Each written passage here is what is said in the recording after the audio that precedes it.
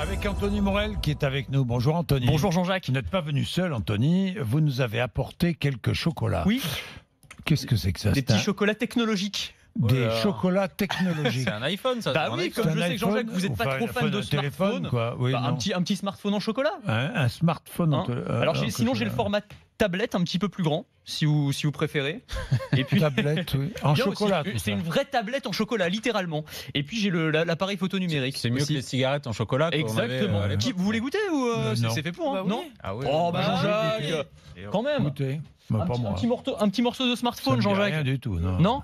J'ose pas le casser. Mais c'est si, dégueulasse. mais vas-y, casse, Allez, t'inquiète pas, allez, hop. c'est fait pour. Ah bah, ça Voilà. y est. Non mais voilà, Bon. c'est du chocolat technologique, c'est une boîte qui s'appelle Maestro, voilà, qui m'a envoyé ça gentiment, donc voilà, je les Bon. salue. Ah bon. C'est rigolo. Oui. Bon, d'accord. L'intelligence artificielle Super. s'invite dans tous les domaines, même le chocolat. Eh ben oui, aussi, pour essayer d'inventer de nouveaux mélanges, de nouvelles saveurs auxquelles les chocolatiers humains n'auraient peut-être pas pensé. Et donc il y a des expériences qui ont été menées par un grand chocolatier suisse, il s'est allié avec IBM.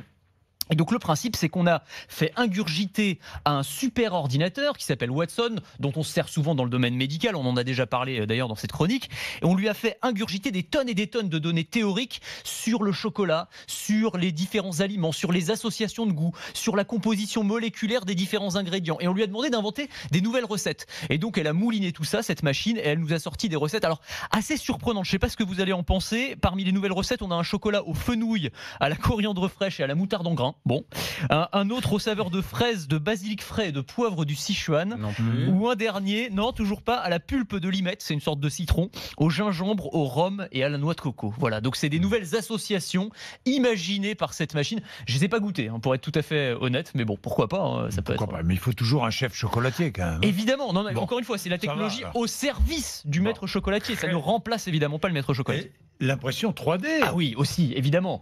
séduit les chocolatiers Ouais. professionnels. De plus en plus, parce que là, pour le coup, c'est un outil qui est très intéressant.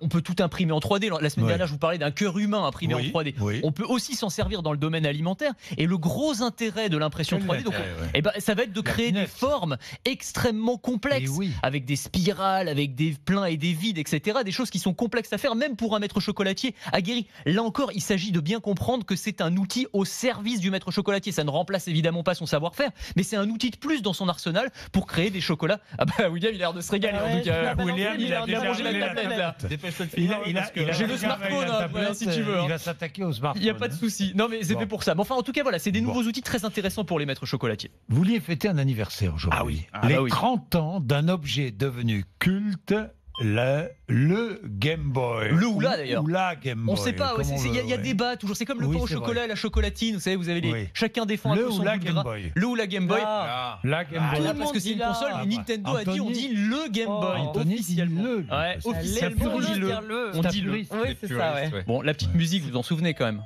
Ah, évidemment. La musique de Tetris, voilà. Et cette console qui est mythique, eh bien oui, elle fête ses 30 ans. 30 ans. Et c'était vraiment précurseur à l'époque. C'est la première console de jeu portable, donc on pouvait pour la première fois Tous les jouer en enfants mobilité. demandaient une Game Boy. Ah bah moi, Mais est-ce c'était que la vous console croyez de mes que rêves. Si tu files ça aujourd'hui à un enfant de 8 ans, il s'éclate comme on le faisait Moi, je à pense l'époque. que oui. Ouais. Ouais. Oui. Je pense que oui. C'est la qualité des jeux, c'est ça qui compte. Et le gameplay de ces jeux, que ce soit Tetris, les premiers Mario, etc., ils étaient formidables ces jeux. vrai. Donc même s'ils sont en noir et blanc, et même s'il faut remplacer les piles, parce qu'il y a 4 piles à l'arrière toutes les 2 heures, et ben c'est quand même une console absolument formidable. Voilà. Là où le Game Boy, c'est pas grave, c'est une console géniale. Merci, merci, merci, merci Anthony.